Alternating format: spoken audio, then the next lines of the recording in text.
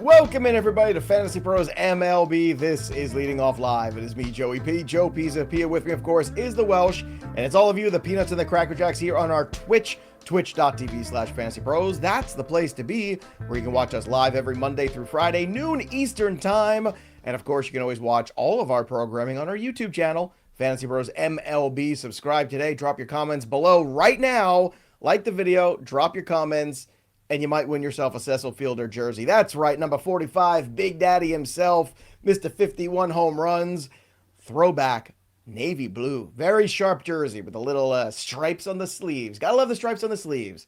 Nice touch. That's a very nice late 80s into early 90s transition of fashion. But again, how do you win this bad boy? Subscribe to the channel, drop your comments below, and don't forget to ring the bell till it goes ding for notifications so you don't miss a single solitary moment of any of our fantasy baseball goodness. Welsh, let's start with the big headline from yesterday. We had a rookie debut. Jacob Misiorowski finally got to the big leagues, 23 years old. Tall drink of water, that young man. Certainly a pretty good outing, one would say, striking out 5. He did walk a few guys, walked 3 to be exact. He did actually roll his ankle as well. I guess the question is, do you think he would have stayed in that game had he not rolled the ankle? But certainly, I think a pretty strong first effort from Jacob Misiorowski. Your thoughts? Yeah, I'd say giving up no hits is a pretty good start. That's a pretty good start. It's a pretty good start. Oh, okay. All right. I mean, just drop it. 4 walks, though. The last one was technically credited to him because we thought it was the ankle. They actually said it was a quad. It ended up being like a quad injury, that little strained quad or something. But then I don't remember who the pitcher was, came in after him, ended up walking the guy, and that got credited to Misiorowski. So technically, only 3, 5 strikeouts. We hit the prop, of course, boom, 5 innings, no hits, looked absolutely dominant if you watch the start. I watched the whole thing. The fastball was absolutely ridiculous. He hit 102 max, average 99, stupid, tons of spin on it. Slider was disgusting, absolutely disgusting. 35% whiff rate across the board. Every single pitch generated a whiff. His fastball generated the most, but he had a 50% on the slider. Called strikes and whiffs also, 32%. That's great. Was a little in and out of the zone. He had some pitches where they were just kind of flying, but listen, it's as good of a debut as you could have possibly had. This is a guy that there was a point we thought there could be relief risk because of how wild the command was. This was the pieces of what has been fixed. He was able to throw that fastball for strikes, even though there were some pitches that went wild over here and there. You could see the stuff. It's absolutely dominant, big moving stuff too, really hard to hit. I think you got to keep him in the rotation, even though I know we did the Logan Henderson stuff out here. But I also think it's really, really, really encouraging to have seen that he can maintain strikeouts and the game while walking a few. It's very Dylan Cease-esque, but I think the stuff is even nastier as long as the command keeps going. Stuff plus numbers were through the freaking roof, and I'm very glad that when I talked about the big 3, I'd put him on the big 3 with Bubba Chandler, who will never be up, and Roman Anthony. We did that. And within 2 days, 2 of the big 3 were called up. And you should feel very good about Jacob Misiorowski. And I think there's plenty more strikeouts to come, but no hits is pretty good. It's pretty damn good. I just, I can't help but worry. I see him going out there throwing 100 and 101 in the first couple pitches, and I'm just like, this is great. I mean, it's fun, it's exciting, and then all I keep thinking about in the back of my head is, but for how long? But for how long? Because I just feel like that's all there is. Now, hopefully he continues to make progress. As you said, his control's been an issue in the minor leagues, something he's gotten better about this year. Hopefully he doesn't regress. How many starts he's going to make, that's the question, because I think that's the question where P. Fife's inquiry here of how much fab would you spend on Misiorowski? So what is your outlook for him in terms of how many more starts he has with the Brewers this year? I mean, that's I wish I could answer that. I wish I had all the answers to it. We thought Logan Henderson was good to go. I'd have to say, I think after seeing this start and what he was able to provide for them, I can't imagine they're going to move off. I can't imagine anymore that even a Jose Quintana is going to keep him away, or Chad Patrick or whatever. I would assume he's going to stick around. You go no hits. You throw how he did. I mean, he's got such ridiculous release and extension that it makes those pitches even more devastating. He's got a lot of movement as well on those when he's throwing 102. He is valuable across the board. So I think he's going to stick around. That's going to be my guess, because that's all it is a guess. And I would say this probably, pending your need for pitching, goes along the same lines as like Roman Anthony, because this weekend people will be fighting for Roman Anthony and Misiorowski and like NFBC based stuff. 20%. Like, I don't want to go ballistic because he is a pitcher and there's some volatility in here. I think 20 is probably. Well, we've lost a lot of pitchers this week too. I mean, I think you have to spend 30 to 40 though to end up getting him. That's my guess too. You know, I don't think it's fair to Logan Henderson, if I can just for a moment, who was called upon a few times and every single time was just awesome in his starts. I don't know. I'm not trying to shy away from, you know, or throw shade at all on anything that Misiorowski did last night. It was really impressive, but it's just kind of like, well, Henderson's doing the same thing, and if Misiorowski's good, and I keep looking at the rest of that rotation, like, well, why aren't they both just up there? Like, what are we doing, Milwaukee? Like, it's not an innings thing, because if so, then we would have been more careful with them in the minor leagues than we were in the beginning of the season, and they were not necessarily careful with them in the beginning of the year. They were just letting them go and hang out there. Yeah, but in the minors, they can like force them to have 70. They can manage the energy a little bit. Jumping ahead, but I think it's just warranted to talk about this. Why Misiorowski stays around longer and why you can justify getting Logan Henderson back in is because Woodruff was put on the 60-day IL. You know, LOL in the kindest way possible. We laugh because it's so absurd. We want the best for Brandon Woodruff, but he's on the 60-day IL. That opened up that 40-man roster spot. It's not coming back anytime soon, and that's why. IL Welsh? Brandon Woodruff.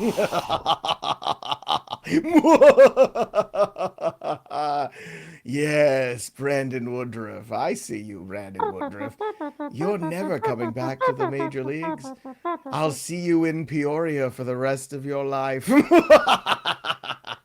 Maryville, actually, but yes. Friday the 13th. How very appropriate, too, by the way. Yeah, Friday the 13th, little scariness for you there. Wasn't the Woodruff thing just a procedural thing, though, because they had to bring up Misiorowski? That's what I saw. Yeah, I mean, it like if they knew he... Yeah, nonsense, and I think they backlogged it and stuff like that. But so it really means nothing, so it just funny. He's been a disaster. The whole thing's a disaster. We don't know enough about any of it. But I do think there's a possibility that Logan and Misiorowski can be up soon. But Miz is the guy that they are going to lock into. Are we calling him the Miz now? Because like that's a wrestling thing for me, and I don't know how I feel about that. It's a very distinct thing. What else would you like to call him? You want to give him a different nickname? Well, the Miz is the Miz. He's been there. He's earned it for almost 20 years in WWE now. Like he's kind of earned that a little bit. 15. He's still real world to me. Gallimano, thanks for resubscribing over here with Prime over on our YouTube channel. All right, so Misiorowski, really good start. Very good. Hopefully he continues to thrive, and hopefully that ankle is not a big deal too. Let's talk about another young pitcher, Hayden Birdsong. Yesterday put another quality start together at Coors Field. Again, Coors is not what it used to be in terms of giving up runs because, well, the Rockies stink. But it's the first time he's gone 6 innings. We talked about him and Kyle Harrison kind of battling back and forth who's going to remain when Verlander returns. Now, I think they should both remain, considering, you know, I think they're both better at this stage in their careers than Verlander might be. Birdsong has a 3.24 ERA, 26-9 strikeout to walk rate over 25 innings and a starter. He gets the Guardians next week. So let's talk about Birdsong and Harrison right now. If you've got shares of one or the other, how do you approach this next coming week? Are you afraid that somebody gets bounced? Are you just trying to put earmuffs on and not pay attention to any of that and just wait and see what the Verlander news is? Yeah, I mean, I think you got to wait, but I think Harrison might be the guy that gets bounced. Numbers get a little bit inflated, obviously, in Colorado, not like what you expect, but just they look good. They look so good. He had 16 whiffs in this game against them because they're just swinging at everything. They don't even know what the hell they're doing up there. Fastball, this is funny, it only had a 17% whiff rate, but he had 5 whiffs on it because 29 swings on that fastball. Everyone was just sitting fastball, trying to get ahead of it. And that ended up leading to really high whiff rates on his slider, curve, and changeup. They all were dominant. That's where all that 16 came from. He was throwing strikes. I think Birdsong just looks really solid. That would be the one that I want to bet on, though. Yeah, look, they've both been solid. I mean, Harrison's been very good. You know, when you have these starts against the Rockies, you better be good. That's all I can tell you. But yeah, it's going to be tricky. Verlander's not going anywhere because they're paying him and he's the veteran. So unfortunately, that's just going to be what it is at this point. Devin Williams pitched a perfect ninth inning. So he got a save. That's another notch in his belt there as he continues to take back that closer role. Most likely, Luke Weaver's starting to progress a little bit here. I got some Luke Weaver news yesterday, but I mean, if Luke Weaver's healthy, is it a committee or does it go back to Weaver or is it just Devin Williams? I think there's a version of a committee. Like, I think they're going to want it to go to Devin Williams. I think when Luke Weaver comes back, they put Devin, I think, because you've got this built in where they can be like, well, we don't want to throw him right back into the fire. So they kind of have him be the setup guy. He comes in the 8th inning. And if Devin Williams continues to roll, he is the guy. But there could be some version of a committee where if it's, they want more rest between and both of those guys go. And obviously if Devin Williams struggles, it goes back to Weaver. But the easy answer, I think they lean on Devin Williams the rest of the season as he's kind of refound himself. And you might be better having Weaver be your leverage player, whether it's the 7th or 8th, or maybe even the 9th of the best part of the lineup is what you want him to attack. So if you got Devin Williams, I think you can keep firing up those shares, but we'll see once Weaver comes back. Question here from Big Dance. Misiorowski or Yuri Perez, 10-team Myrtle keeper? I want Perez. Yeah. Those two guys. I like Perez as a pitcher a lot. Yeah, I think I saw a lot more Perez. of him at the big league level 2 years ago before he got hurt.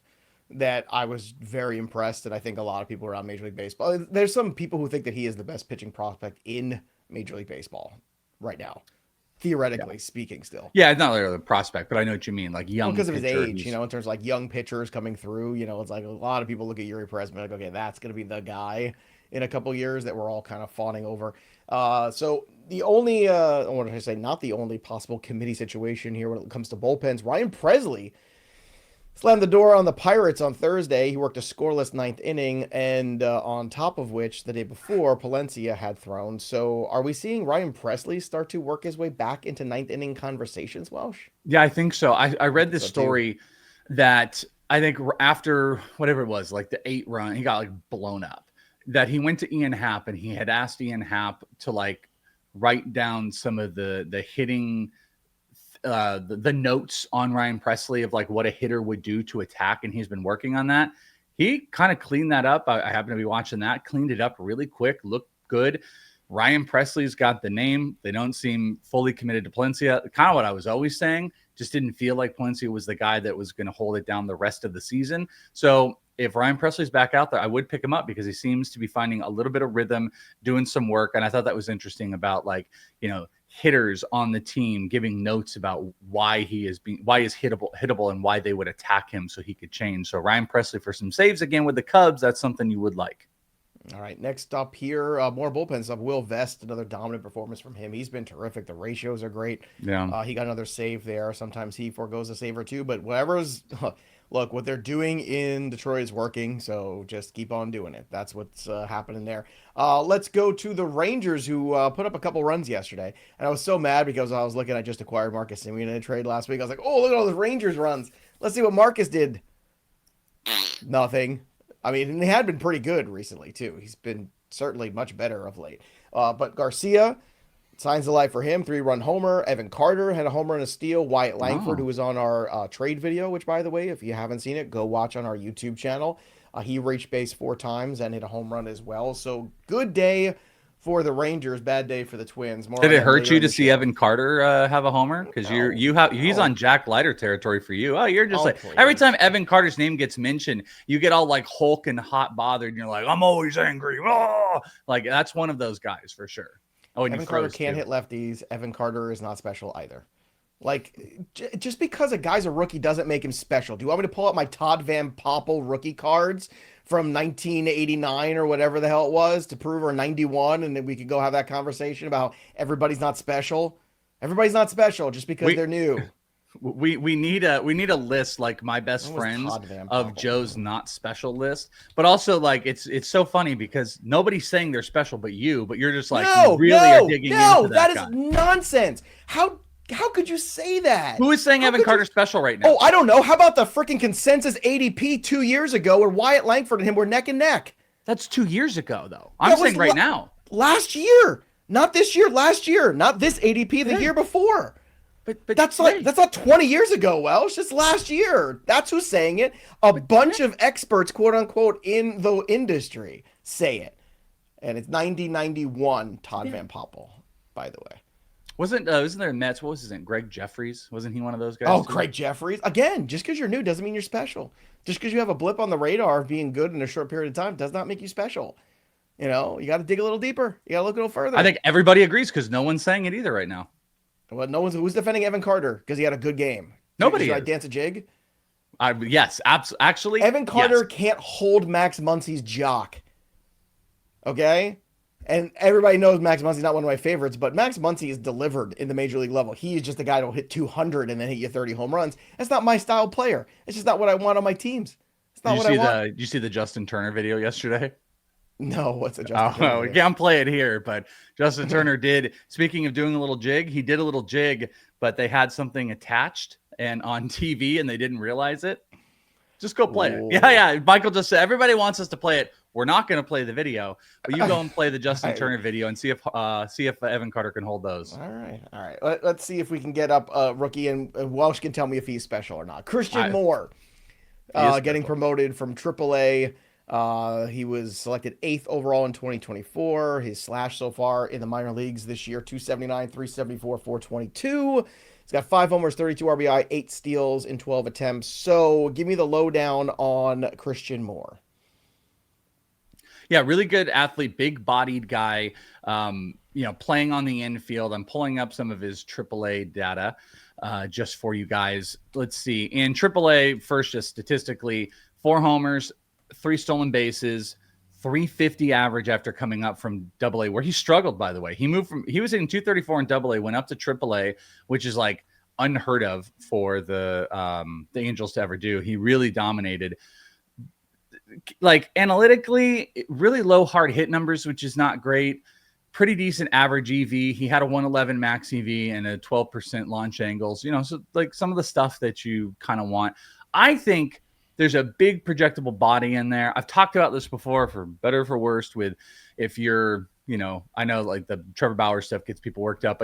Christian Moore in the offseason did a video with Momentum, which is that company, where he went up against Bauer. And that was very telling. It was very interesting. A prospect who had never been to AA going up against this guy, and you're kind of seeing the explosiveness in the bat. You're seeing him get to secondary stuff and chase. I think he's a really smart player.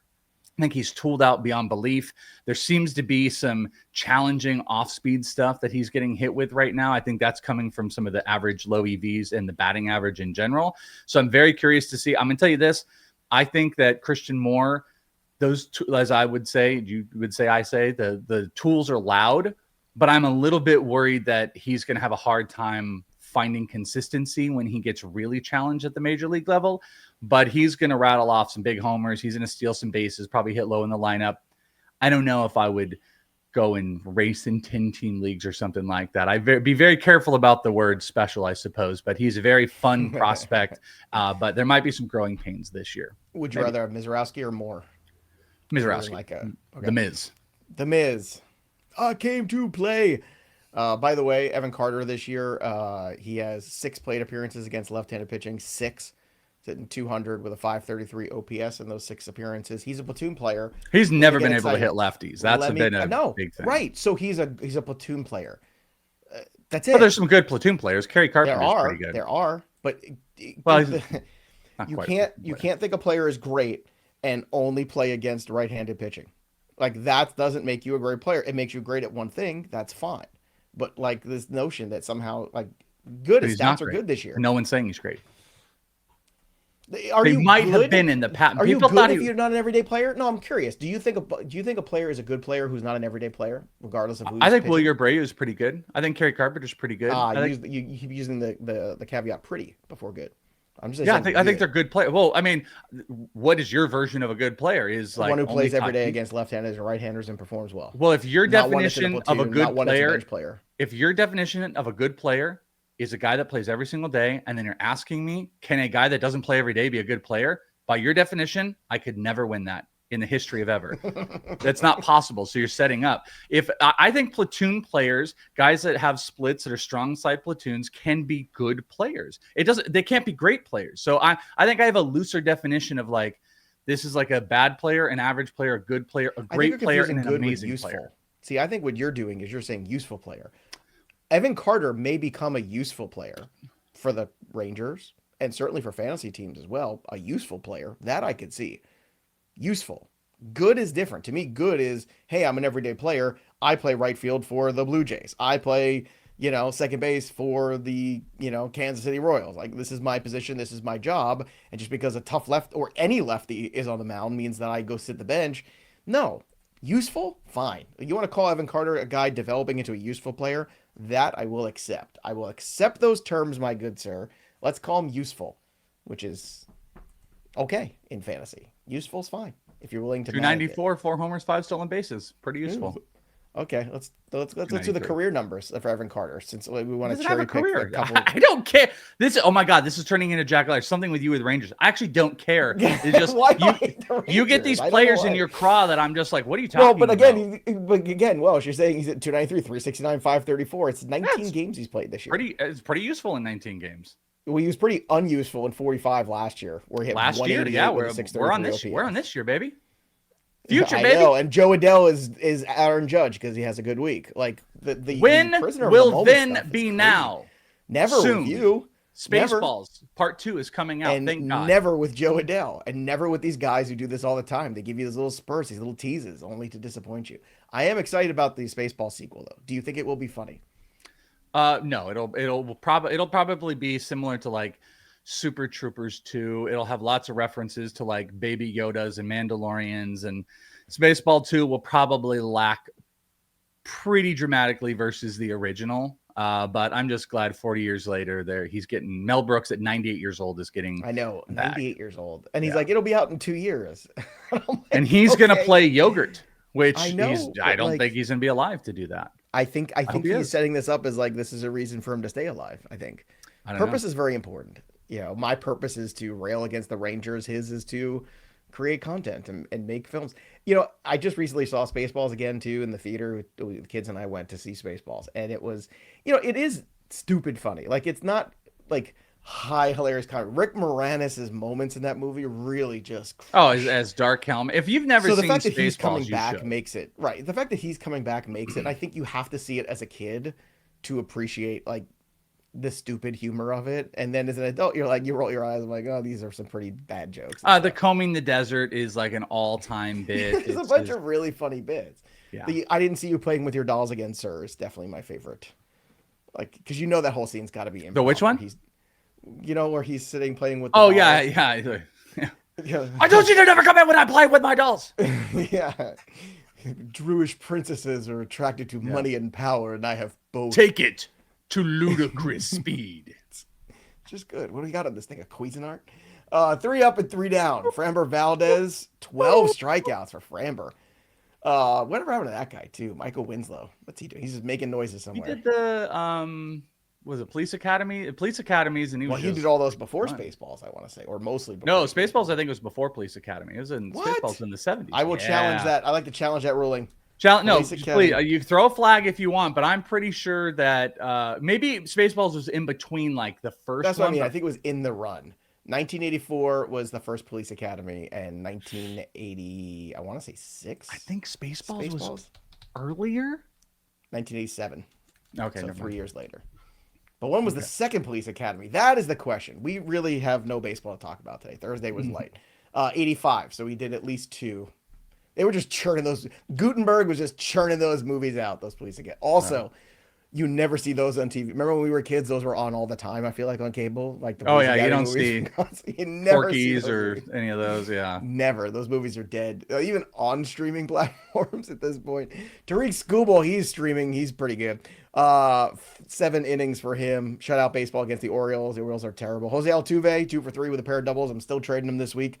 Find out why when you go and look at the Baseball Savant page and then watch our trade video this week. It's a very good trade video. Some good deals to be made. By the way, Game Over said, what do we see first, Spaceballs 2 or Bubba Chandler? Well, my favorite one earlier was who do we see back in Major League Baseball first, Brandon Woodruff or Trevor Bauer? I thought that was pretty funny. Well, I mean, at this point, it's funny, but we know what the answer to that is. It's gonna be Woodruff. Sonny Gray was roughed up. Not good for him. 6 runs, 8 hits in that game. against the Brewers. Dean Kremer, 4 runs, 5 hits for him. And Bailey Ober, who was the whipping boy yesterday, he's been terrible in his last 2 starts. He's got 7 walks in those 2 starts.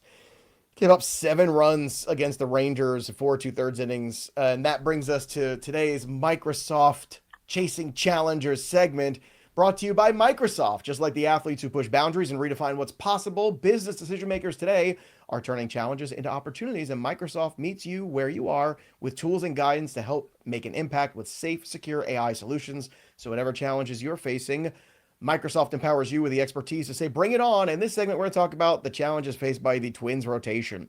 Yikes. Pablo López gone for 8 to 12 weeks to, 2026. Then Zebby Matthews immediately goes on the IL a few days later. And now Bailey Ober gives up 17 million runs to the Texas Rangers. There is trouble in Minnesota right now, and it is not going well for them. And I don't think there's an answer. Joe Ryan's still hanging around there. Festa's hanging around there. But Simeon Richardson, I don't think is going to be the long-term answer. And it's a shame because the Twins, I think, really had a chance. They were the favorites in this division going into the year from Vegas, and it doesn't look like that team is going to be able to pull off a miracle, especially with this pitching staff the way it is, especially if Bailey Ober is going to have starts like he has the last 2. So things are not going well for the Twins right now. I don't know if there is a solution, and that's the problem, because I think the solution is Festa and Zebby already has been spotty, and now he is out.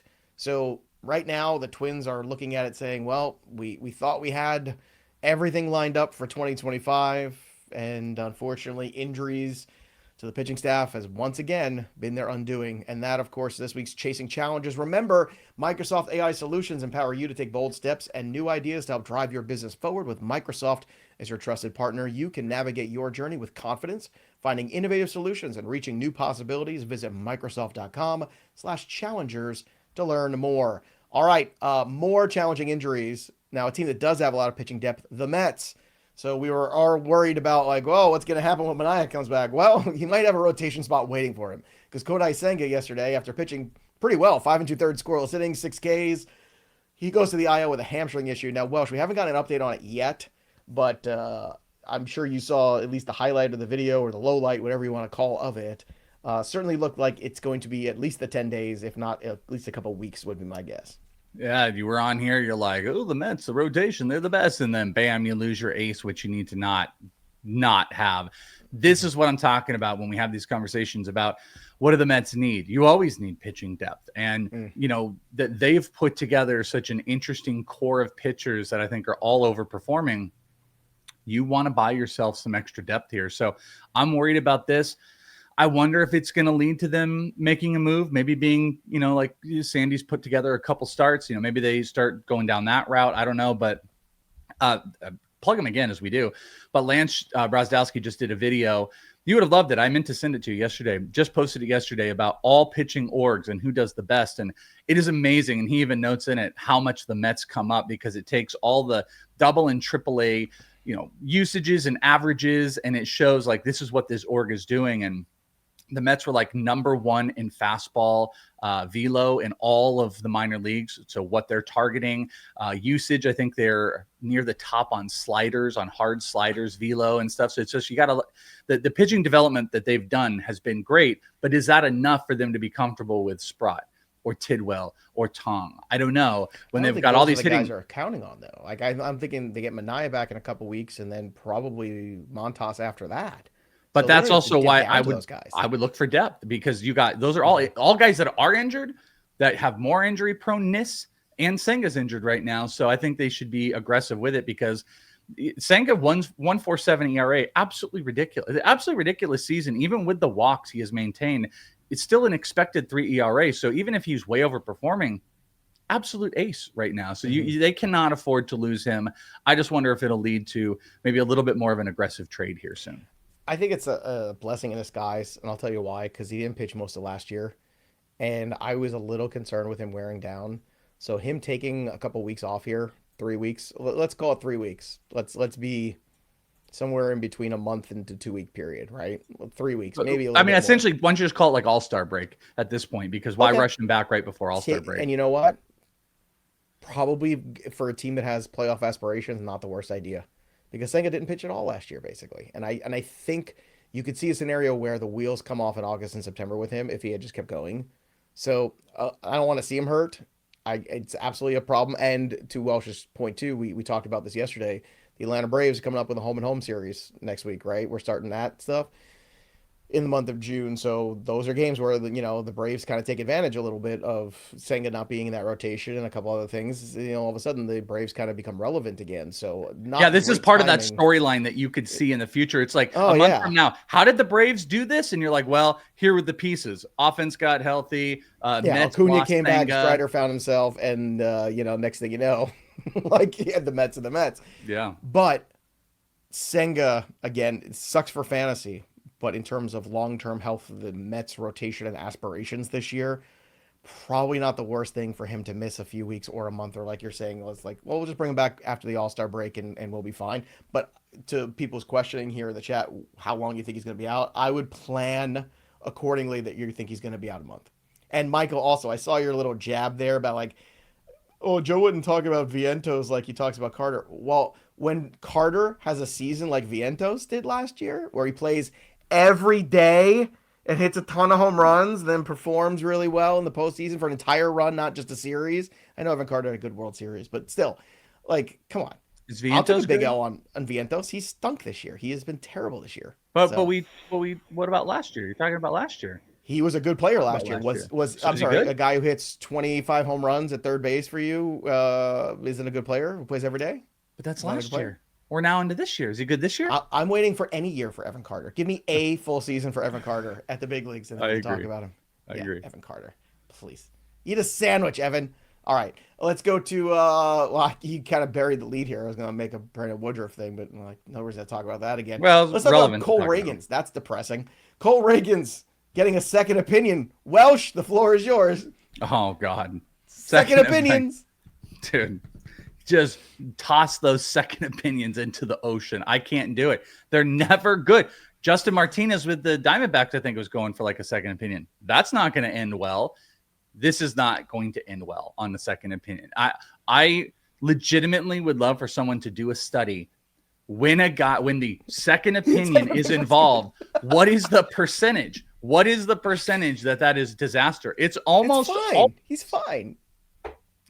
He's not fine. I have I don't even know where it is. I have you know what? I think second opinion is going to be my new baseball team name. Here's they're going to need to sign me up, but if you can see it, this is a Cole Ragans ball, and he inscribed it Welsh's cutter. Nice. You can kind of see it. Doesn't want to sell that now before he goes for surgery. This might be the peak value. Why does that not want to come in? Put on eBay right now. Look, it's my ball. Everyone take a good look at Welsh's ball as he presses it forward to the camera. It's like Justin Turner. All right. Here's one from Bronham. Do I grab Evan Carter or Jason Dominguez? Who would you rather have? Why don't you answer this? Dominguez. Oh, all right. Jack Leiter or Evan Carter? Dominguez. Let me look at Dominguez's numbers. Evan Carter has been serviceable for sure. Dominguez, I still think the stuff is so big, but man, the strikeouts are getting worse with him. He's actually bottom 6 percentile of the league. Still hitting the ball hard. 240, 6 homers, 8 stolen bases. I think Evan Carter is riskier because of how long he can stick around. Jason Dominguez is kind of underperforming. Jason Dominguez also expected batting average is right where it's at. It might be Carter, but I don't know. I don't think he's guaranteed anything. So I'm going to say Dominguez. It is very, very, very close. Very close. I'll take Dominguez. I just think the Yankees' commitment to him is clear. They're going to ride or die, I feel like, with Dominguez until we get to trade deadline time. And then it's going to be, all right, well, we gave you a couple months here. It wasn't really working. Diamondbacks can trade him Lourdes or any of their players. Hey, let's talk about Kyron Paris some more, too. Yeah, that was a fun week. Go back to that week where he was good, too. Here's one. Freddy Peralta or Spencer Strider rest of season? I'll take Peralta, but I get it. I probably would take Fry. I have not come to a conclusive decision how I feel about Strider right now. I think there could be some pluses. I think there's some big scares. I think the sample size is too low, but you're kind of safer with Freddy right now. All right. Looks like we had a trade go down here too today. So let's talk about this in the transactions. Andrew Vaughn acquired by the Brewers here for Aaron Savali and cash considerations. So let's discuss this one here. Aaron Savali wanted out because he wasn't getting the starting opportunity. It's a smart move for the White Sox. They could use a veteran starting pitcher who's mediocre and not paid that much. That makes perfect sense for them. And Andrew Vaughn could use a change of scenery. Andrew Vaughn had a pretty good college career. He hasn't really lived up to any of the expectations at the major league level. Playing time, where does he go? What's the future look like for Andrew Vaughn? Is he just a quad A player now? I have no idea. I mean, I guess they could DH him, or you could just swing between Hoskins DHing and him. He's not a very good player. Maybe Pat Murphy will revive him. I definitely don't think that's out of pocket. I think it's funny. This is like a great trade for two players that needed out, but it made me laugh. Pat Murphy talked a lot on the broadcast yesterday because we're watching Miz and locked into it. And there was just all this stuff about like, we really love Aaron. We love Aaron, but got to make sure his attitude's really good. Like they kept going in like that. Clearly Savali had like thrown a fit to them, but was trying to be professional. And Murphy like 7 times, I'm trying to think of the word he used. It was like, he's essentially being like, he's got to be a good boy. If he's a good boy, we might trade him. It was something like that. And they moved him. And Savali's got to be like, Aaron, you were traded. Awesome. Where am I going? We're going to the Red Sox, the Yankees. You're going to Chicago. Oh, this is great. I love the Cubs. No, the White Sox. Oh, and then we cut off and we bleep it. You can't be super happy about going to the White Sox, but he will go into the rotation, which is streamable, I guess, if anything. Aaron Savali probably has more value than Andrew Vaughn is. I don't know if they're just going to go to AAA with Vaughn or he's going to come to the majors, but he's probably limited. There'll be more run support. Maybe Vaughn revives his career, but solid trade for both of these players that we're just doing really nothing for either team. Yeah, interesting. BD has a perspective. Can the White Sox flip him at the trade deadline? Maybe, if he pitches well. I mean, the more pitchers are going to continue to drop off, so interesting point of view there. That's potentially there. Let's get to the best bets of Friday.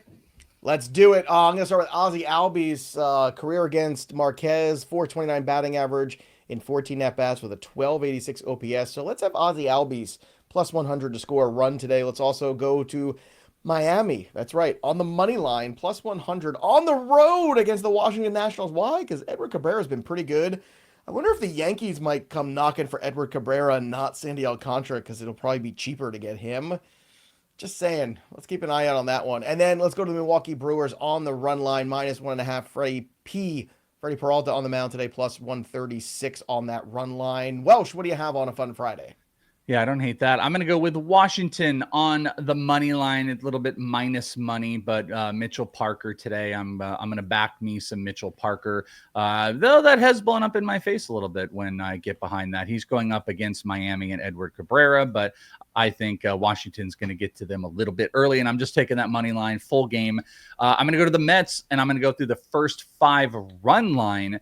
So they've got to be up by a run through the first 5 innings of the Mets. Clay Holmes going up against Taj Bradley. I like Taj, but Taj can give up some of those early runs, can't sometimes go deep into games. I think this offense is locked and Clay Holmes is locked. So I really like that first 5 run line. And I'm going to go to my boy Ketel Marte, over 1.5 total bases. Carroll's like minus 125 here. Ketel's a nice switch hitter going up against Kolek. I think you have a little bit more offense than expected. So we're going to take those total bases over, plus money, plus 124, a Ketel Marte Parte. There you go. Make sure you go over to, of course, fantasypros.com/leading off. New customers on FanDuel can bet $5, get $250 in bonus bets if you win. And, of course, download the Betting Pros app and use the premium tools like the Prop Bet Cheat Sheet. That's right. Prop Bet Cheat Sheet is here for you. Find the best props for strikeouts, hits, home runs, you name it. They've got it at bettingpros.com/MLB props, or just download the app. And when you download the app, use the promo code leading off to get 7 days of the free trial for Betting Pros. Pardon me. And sync your leagues at Fantasy Pros. Now is the time to go premium at Fantasy Pros. It's June. You sign up now, you get 6 free months, take you all the way through football season. This is the time. Get all your baseball help, your football help, win all your leagues at Fantasy Pros. Home run board time. Let's get at it. Still George at the top with 30. Wonky still there at 21, representing. Still 20 is the number. I can't get there no matter what I do. So Sammy Sosa jersey is here, but I'm going to clear my head, and I'm going to take Ronald Acuna for the weekend against the Rockies at plus 360. That's right. All the Acuna home runs I can handle. And we come back on Monday. I want to see my name on that board for the first time. I'm calling my shot. Let's go. Ronald Acuna time. Welsh, where are you going for your home run call? Let's take a weekend to Pete Alonso. Pete Alonso versus Taj Bradley. I'm back in the Mets. 2 weekends in a row you went Alonso. We're going to see if he can get me rolling here. So I'm going to go with Pete Alonso. Hopefully get on that board. I want a live reaction from you. I put in the private chat a picture of Justin Turner. What is that? Is that a what, nose? What? Yes, Joe. It's look at Joe's looking at a picture of Justin Turner and just asked, "What is that? A nose?" It looks like a fake nose from like a mask or something. Like, I don't know. It's not a nose. Take a guess. The location of where it is. I understand the location of where it is, but what is he doing? Why? Why? He's dancing with the mouth. Yikes. Da-da-da-da. Justin Turner's lived his best life. You know, you want to talk about a guy who's gotten more out of a baseball career than he should have? Justin Turner's got to be one of those guys, right? You think so? More than he should have? Well, I mean, think about it. He was a utility player for the Mets, gets traded in some, throw-in scenario to the Dodgers, becomes a really good, solid everyday player for the Dodgers for a long period of time, goes into playoffs and World Series and has all these moments. And, then he plays for the Red Sox, plays for the Blue Jays, now he's playing with the Cubs. He's just kind of like a baseball lifer guy. Like, Turner was never supposed to have a great career, and he ended up turning himself from a platoon utility player to a very solid everyday player for a bunch of seasons. Joe, talking about Justin Turner like that, I think you're nuts. I think Justin Turner is a guy that has played balls to the wall his whole career. I think you're nuts. It's the joke. He was a everyday player for the Dodgers for many seasons. Everyday player, third baseman for the Los Angeles Dodgers. That'll do it for us, but the story of the game goes on. For the Welsh, I'm Joey P. We'll see you next time, kids. Have a great weekend. I've got the lovely bunch of coconuts. Dee-lee-dee. I want to watch a Police Academy movie now. Can we do a watch along on Twitch? I don't. They weren't very funny. They're not, but I just want to see why, almost. That Justin Turner loves Spaceballs. Who doesn't love Spaceballs?